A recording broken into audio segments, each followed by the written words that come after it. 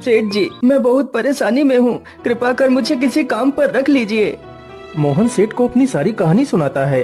सेठ जानता था कि मोहन बहुत मेहनती इंसान है। वह कम खेत में ही दोगुनी फसल उगा लेता है। यदि वह मोहन को काम पर रख लेगा तो उसे दोगुना फायदा होगा, लेकिन सेठ उसकी मजबूरी का फायदा उठाना चाहता था।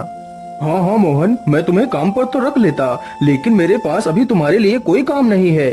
तुम अभी अपने घर वापस लौट जाओ। जब मेरे पास काम होगा तो मैं तुम्हें बुला लूंगा।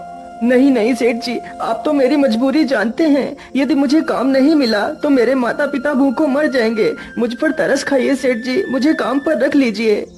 अरे वाह वाह, जैसा मैंने सोचा था बिल्कुल वैसा ही हो रहा है।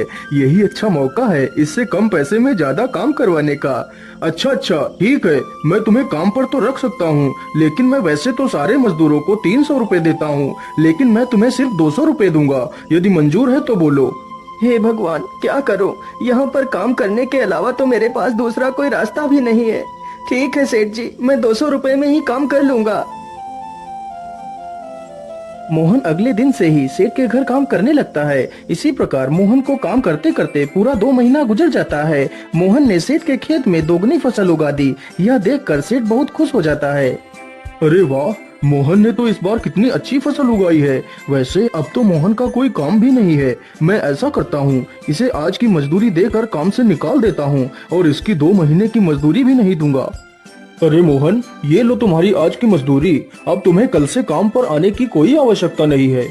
लेकिन सेठ जी, आप अचानक से मुझे काम से क्यों निकाल रहे हैं? क्या मुझसे कोई गलती हो गई मालिक? नहीं मोहन, तुमसे कोई गलती नहीं हुई है। अभी मेरे पास तुम्हारे लिए कोई काम नहीं है। जब मेरे पास काम होगा तो मैं तुम्हें जरूर बुला लूंगा। लेकिन मालिक, यदि आप मुझे काम से निकाल देंगे तो मैं भूखों मर जाऊंगा। मैं अपने पिता के लिए दवाइयाँ कहाँ से लाऊंगा? मुझ पर दया कीजिए सेठ जी। सेठ मोहन की एक बात भी नहीं सुनता और उसे काम से निकाल देता है।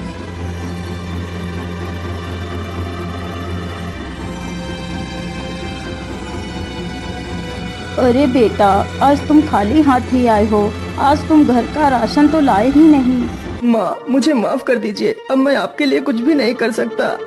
लेकिन बेटा, आखिर क्या बात है? तुम इतना परेशान क्यों हो? फिर मोहन सारी कहानी अपनी माता को सुनाता है। अब आप ही बताइए माँ, मैं क्या करूँ, कहाँ काम करूँ, किसके सामने हाथ फैलाऊं? बेटा, तुम परेशान मत हो।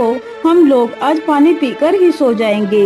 वैसे भी मुझे तो भूख नहीं लगी है। और बेटा, तुम हार मत मानो। तुम कल फिर से सेठ के पास जाना। हो सकता है सेठ तुम्हें काम पर रख ले।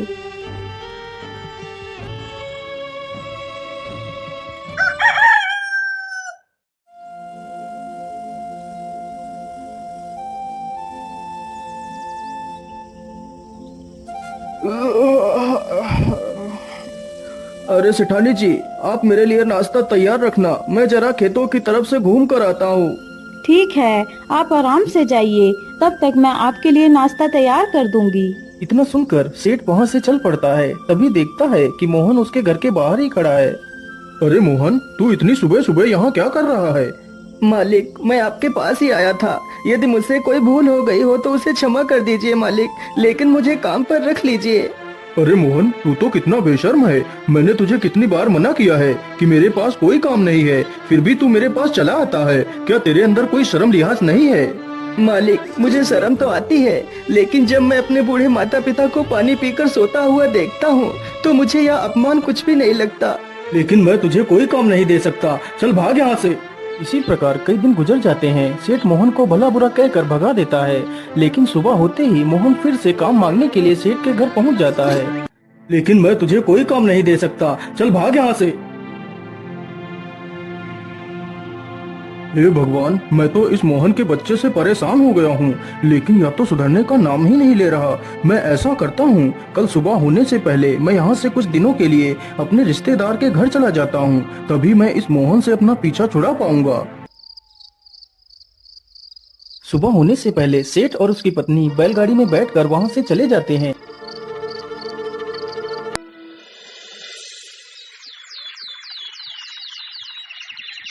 उधर मोहन रोज की तरह फिर से सेठ के घर आता है तो देखता है। अरे ये क्या, आज तो सेठ के घर ताला लगा हुआ है। इसका मतलब सेठ जी कहीं बाहर गए हैं। मैं ऐसा करता हूँ, यहीं पेड़ के नीचे बैठकर सेठ जी का इंतजार करता हूँ।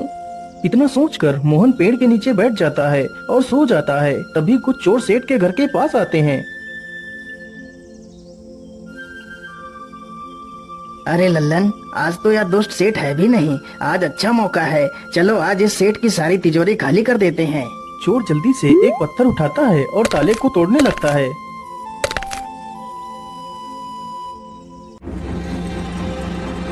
अरे ये शोर कैसा? ये कौन है?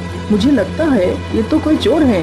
अरे रुक जाओ, तुम लोग ये क्या कर रहे हो? तुम सेठ के घर का ताला क्यों तोड़ रहे हो? अरे बेवकूफ, तुझे दिखाई नहीं देता? हम लोग चोर हैं और यह ताला हम लोग चोरी करने के लिए ही तोड़ रहे हैं। चल भाग जा यहाँ से। अरे नहीं नहीं, मेरे रहते हुए मैं तुम लोगों को चोरी नहीं करने दूंगा। अच्छा, तो तू हमें चोरी करने से रोकेगा? रुक, हम तुझे अभी मजा चखाते हैं। इतना कहकर सारे चोर बेचारे मोहन पर टूट पड़ते हैं। चोर चोर, कोई मुझे बचाओ, नहीं तो मुझे यह चोर मार डालेंगे। मोहन की ये आवाज सुनकर गांव के कई लोग वहां पर आ जाते हैं। तभी वह सारे चोर वहां से भाग जाते हैं, लेकिन बेचारा मोहन काफी ज्यादा घायल हो जाता है।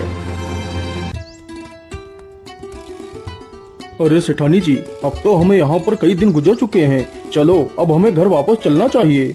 इतना सोचकर सेठ और सेठानी दोनों अपने घर के लिए निकल पड़ते हैं।